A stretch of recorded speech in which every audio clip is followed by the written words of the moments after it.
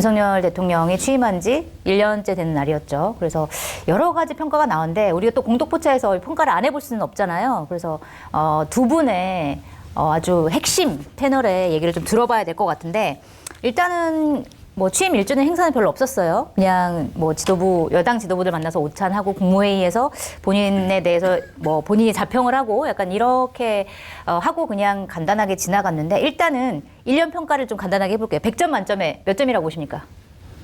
빵점. 아, 빵점. 네. 왜죠? 단 하나도 뭘 평가할 게 없어요. 그러니까 무슨 얘기냐면 네. 이게 유년기의 아이들이 장난감을 갖고 놀다 지치면 딴 데로 옮겨가서 공기놀이를 하다가 또 지치면 피아노를 가르쳐달라고 피아노를 보내면 두 달 있으면 기타 가르쳐달라고 이러잖아요. 네. 지금 윤석열 정부 대통령이 시스템을 완전히 무너뜨리고 네.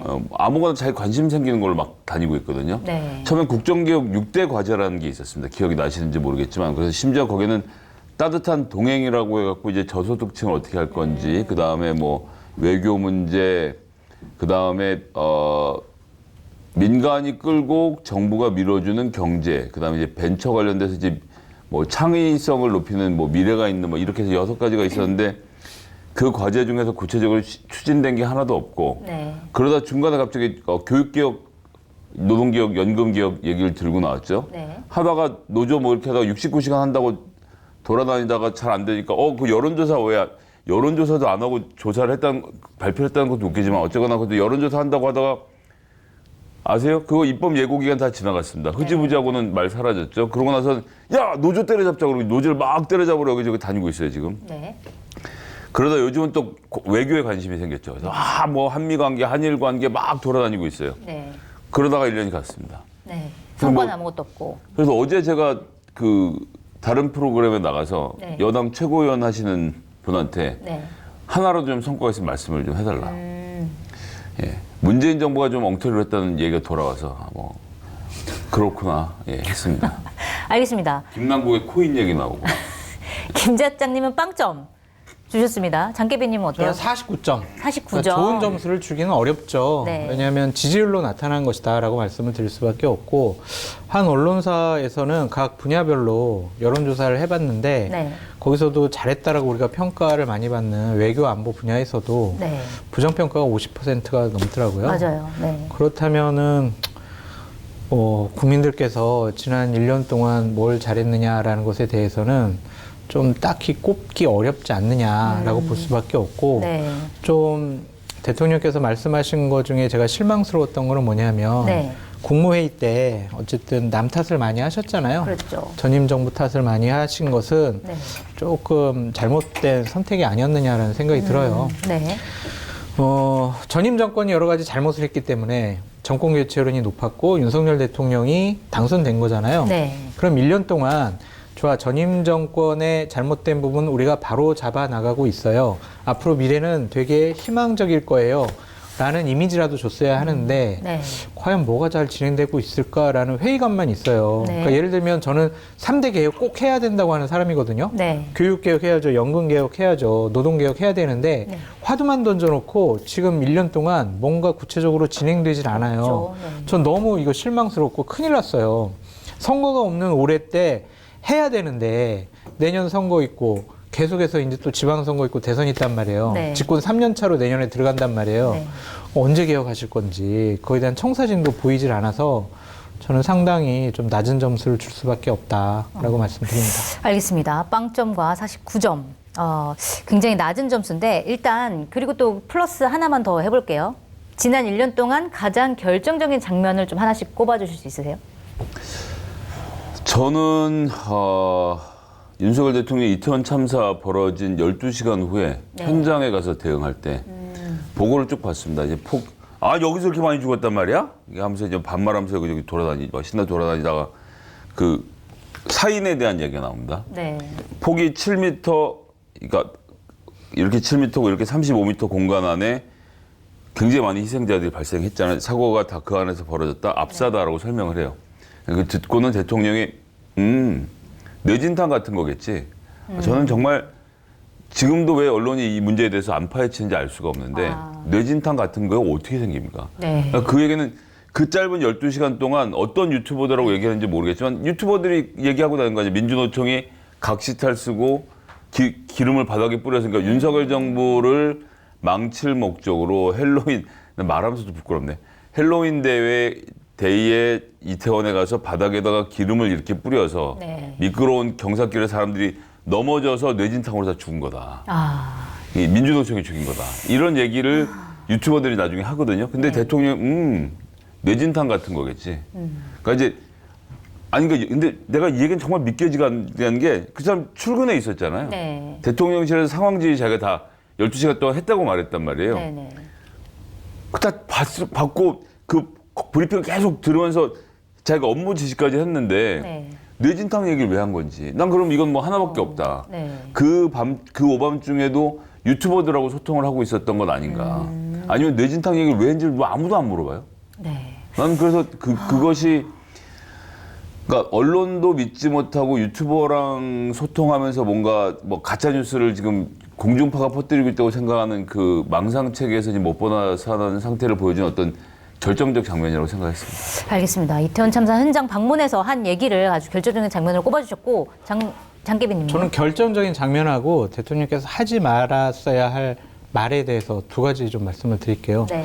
결정적인 장면은 결국에는 권성동 당시 원내대표한테 보낸 체리따봉이었던 것 같아요. 네. 그게 상징적으로 대통령이 어떻게 국정 운영을 하고 당에 대해서는 어떻게 생각을 하고 판단을 하겠다라는 것을 상징적으로 보여줬거든요. 네.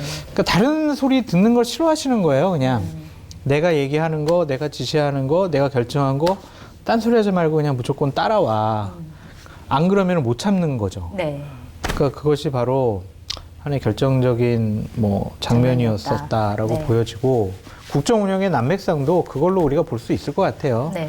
대통령실 참모들이 과연 자기 자리를 걸고 직원을 할 수가 있느냐, 다른 얘기를 할 수가 있는 것이냐, 그거에 대한 좀 회의감이 좀 있고요. 네. 하지 말았어야 할 말은 뭐였냐면 네. 역시 쓸쓸한 중년을 위로하는 이 맛은 어쩔 수가 없네요. 산상 한 병 더 먹이겠어요. 피로로 고생하시는 분들 산양산삼 99% 더 산삼류를 꼭 한번 만나보시기 바랍니다. 마켓 한의의 전 제품은 회원에게 무료 배송입니다. 하지 말았어야 할 말은 뭐였냐면 네. 기자들하고 그 어린이 공원에서 떡볶이랑 네네. 튀김 드셨잖아요. 네. 그때 뭐라고 하셨냐면 살이 찌대라는 얘기를 하셨어요. 도어 스태핑 안 하니까 나는 살이 네, 찌더라. 네. 그 저도 얘기는- 그거 좀 약간 그 얘기는 절대로 네. 해서는 안 돼요. 국가 최고 지도자가 살이 찐다는 얘기를 하시면 안 돼요. 네. 왜냐하면 이 국정 운영이라는 그 무게감을 본인 되게 가볍게 생각하시는 것이 아닌가라는 우리가 비판을 할 수가 있어요. 네. 전임 대통령들과 전임 국가의 지도자분들은 이 나라를 위해서 고독한 결단을 하기 위해서 밤잠도 제대로 못 자고 그래서 막 치아도 빠진다 그러고 뭐 탈모도 생긴다 그러고 그렇죠. 살이 빠진다 그러고 네. 그렇게 상당히 고뇌에 찬 모습들을 많이 보여주는데 네. 살이 찐다라는 얘기는 그러면 대통령이라는 직을 되게 편하게 생각하는 거 아닌가? 즐기는 거 아닌가? 네.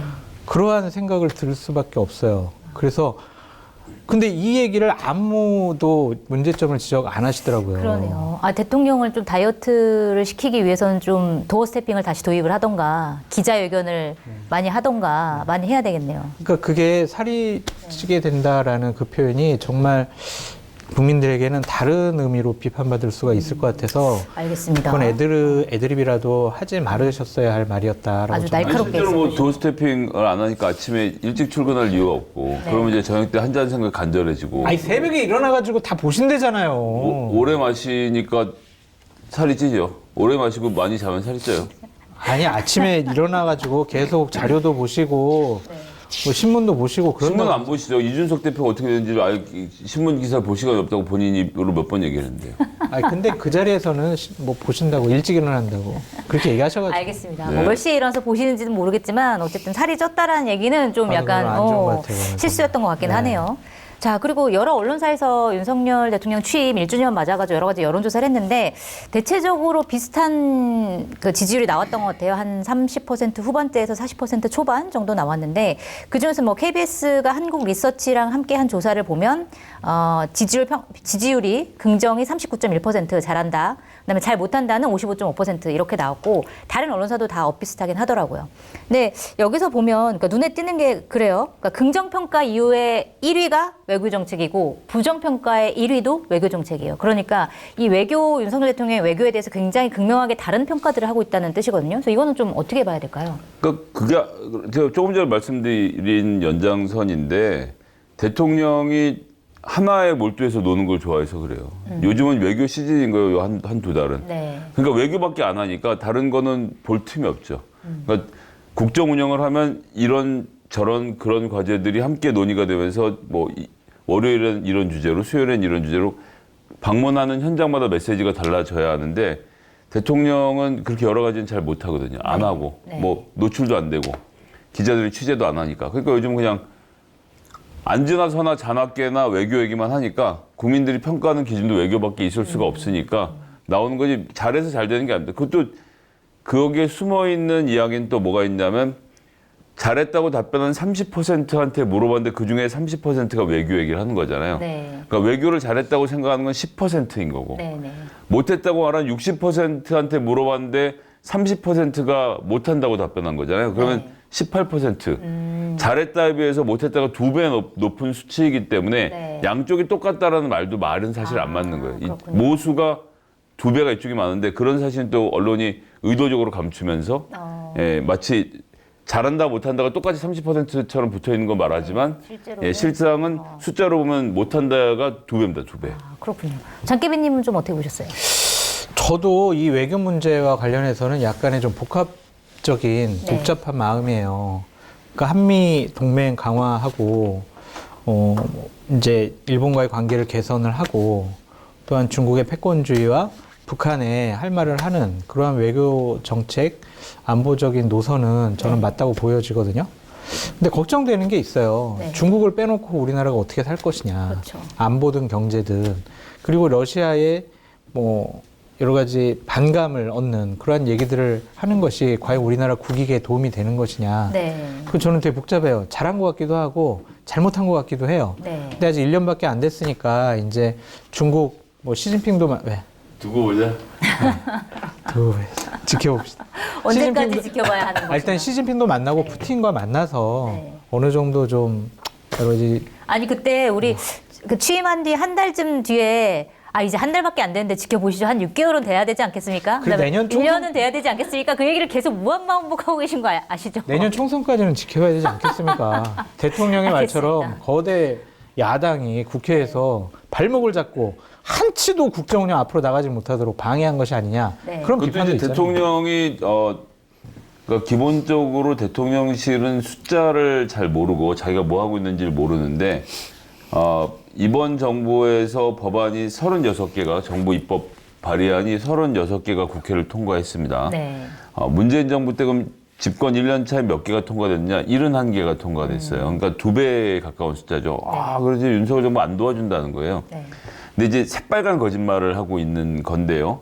일단은 문재인 정부는 인수위 2달이 없었습니다. 12개월의 그렇죠. 성과이고 네. 윤석열 정부는 14개월의 성과라는 점이 일단 다르고요. 네. 그런데 윤석열 정부는 지난 1년 동안 뭐 이런저런 결의안 빼고 네. 입법 발의 개수가 144개. 네. 그럼 같은 동기간 문재인 정부는 몇 개였냐? 303개. 법안 발의가 2배입니다. 그래서 양쪽이 공이 25% 정도의 통과율을 보였기 때문에 그때라고 문재인 정부 때라고 국민의힘이 법안 통과 많이 안 시켜줬어요. 똑같이 4분의 1이 통과된 건데 네. 지들이 법안 발의를 절반밖에 안 했으니까 통과된 게 절반밖에 안 되는데 발의한 개수는 쏙 감추고 마치 통과가 절반밖에 안 된 것처럼 떠들고 다니는 것 자체가 그러니까 자기네가 몇 개라고 옛날에 어떻게 지금 비교가 되고 있는지에 대한 생각도 없고 네. 그러니까 하겠다는 구체적인 의지나 목표가 없기 때문에 법안을 낼 것도 없고 네. 그러니까 제 후배 하나가 공무원인데 네. 저한테 그런 얘기 하더라고요. 형님 요즘 너무 편안합니다. 왜 그랬더니 아니 뭐 정부가 들어서면 국정 운영 과제가 새로 만들어지고 그럼 그거 백업해서 만드느라 시간 많이 걸리고 예산 다 짜고 이래야 되는데 이 정부는 그런 게 없어요. 그냥 작년에 하던 거 그대로 하면 되니까 그래요? 아주 편안하게 시간 지나가고 있습니다. 그 공무원 누군지 얘기해줘요. 얼마 전에 윤석열 대통령이 정부의 국정기조와 맞지 그래요. 않은 사람 네. 다 그냥 인사조치하라고 이 했잖아요. 사람은 딱 맞는 사람이죠. 네. 아무것도 안 시키니까 아무것도 안 하는데 월급이 나온 상태인 거니까. 이진복 정무수석의 얘기를 들었구나. 아무 일도 하지 않고. 알겠습니다. 근데 네. 뭐 숫자로만 따질 수는 없고 상징적인 법안들을 통과 안 시켜준 부분들은 문제라고 봐요. 그러니까 예를 들면 저는 항상 얘기하는 게 정부조직법 개편안 네. 이거만큼은 새 정부가 들어왔으면 니들이 하고 싶은 대로 해봐라 한번. 네. 그걸 못하게 한 것은 조금 거야의 네. 과도한 행포가 아니냐는 생각도 좀 듭니다. 그걸 국정운영 사실- 과제로 삼고 논의를 하자고 하면 네. 할 말이 거야, 그거밖에 이거. 없으니까 넘어갑시다 좀. 예? 아니 근데 그런 측면도 있어요. 물론 그렇게 뭐 가로막은 부분이 없지 않아 있지만 그렇다면 윤석열 대통령이 손을 내밀고 야당에 손을 내밀어서 우리 법안 좀 통과시키게 좀 도와좀 주세요. 그리고 이재명 대표도 만나고 이렇게 적극적으로 했어야 되는데 사실 그걸 하나도 안 한 거예요. 노력을. 우리가 1년 내내 그 얘기 했었잖아요. 네.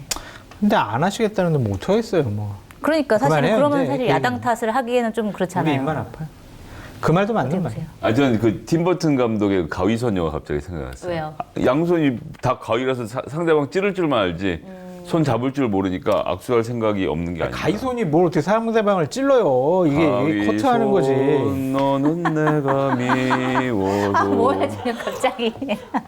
알겠습니다. 자 우리 근데 1년 하여튼 거듭 말씀드리지만 남 탓을 하는 것으로 지난 1년을 평가했다라는 부분은 앞으로 역사가 평가를 좀 긍정적으로 할 것 같진 않아요. 그러니까요. 그러니까 전 정부 얘기를 이제 1년 동안 쭉 해왔는데 이제 1년이 지났으니까 네, 안 이제 하시겠죠? 여기서 이제 딱 그만했으면 좋겠어요. 여기까지. 그래서 네. 5월 9일 날 그 말씀을 하신 것으로 저는 믿고 싶습니다. 5월 10일.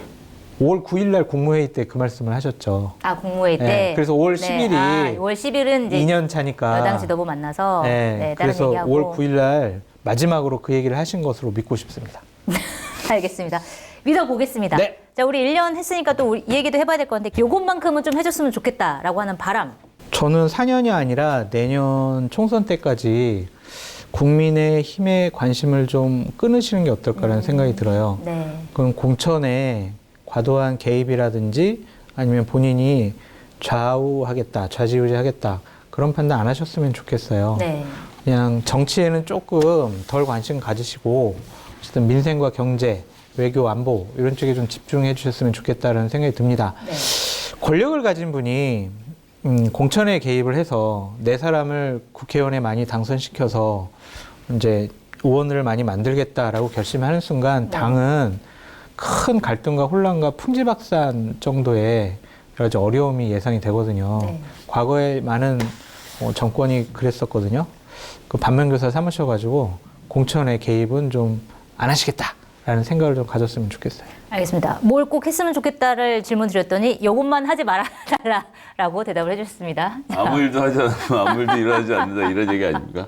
네. 저는 이 중앙일보의 어제자 사설 네. 1주년 사설 제 마음하고 너무 똑같아서 읽어드리고 싶어요. 네.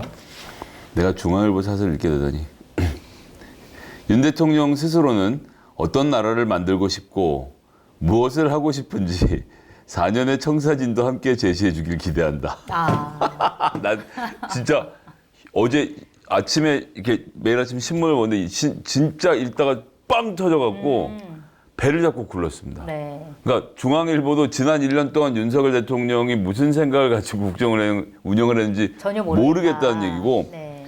그러니까 이 말이 웃기잖아요. 어떤 나라를 만들고 싶고 무엇을 하고 싶은지 어떤 나라를 만드는 건 모를 수 있죠. 능력이 무능력하니까. 그런데 최소한 뭘 하고 싶은지는 알 수 있잖아요. 알아야 되잖아 우리가. 근데 중앙일보가 아무리 피해 실드를 쳐도 모르겠다는 건 거거든요. 네. 보수 언론도 모르겠다라고 하면 이 나라는 어떻게 합니까? 그냥 대한민국 호가 그냥 둥둥 떠 있는 거예요 지금. 네. 그러건 야 그냥 쉽게 가면 되지. 그냥 미국하고 일본하고 딱 붙어 있으면 북핵 문제는 저절로 해결돼. 뭐 이런 수준의 얘기를 하고 있으니까 이 보수 언론 중에 보수 언론인 중앙일보조차도 뭐 하고 싶은지 좀 가르쳐 달라고. 네. 아니 근데 국민의힘에서 네. 다 여기 얘기했네. 뭐라고? 새로운 국민의 나라 이렇게 변화되었습니다. 튼튼한 안보, 당당한 외교, 탄탄한 경제, 국민과 함께 미래를 향해 다시 대한민국 새로운 국민의 나라 이렇게 뭔가 되게 구체적인 구체적이지 않고 이게 그냥 둥둥 떠다니는 말 같네요. 선고 구호 같네요. 제가 읽어봐도. 그러니까요. 알겠습니다. 뭔가 국민의힘에서도 아, 이거 할 게 너무 국민의- 없어서 그런 거 아니었을까요? 청와대를 국민 폼으로 네. 글로벌 스탠드드에 맞춰 만 나이로 통일. 그거가 성과구나. 재외동포 네. 여기 제일 웃기는 거 뭔지 아세요? 만나일 아직 총일이 안 됐어요. 6월 달부터잖아요. 6월부터잖아요. 네, 저 안 됐지. 그러네요. 알겠습니다.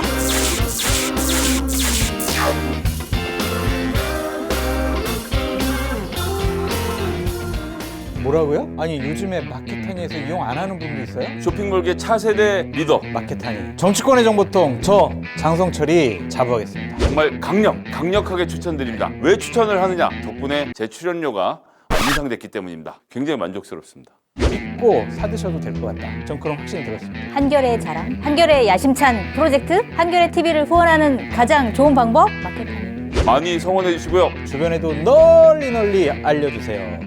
좀 도와주십시오.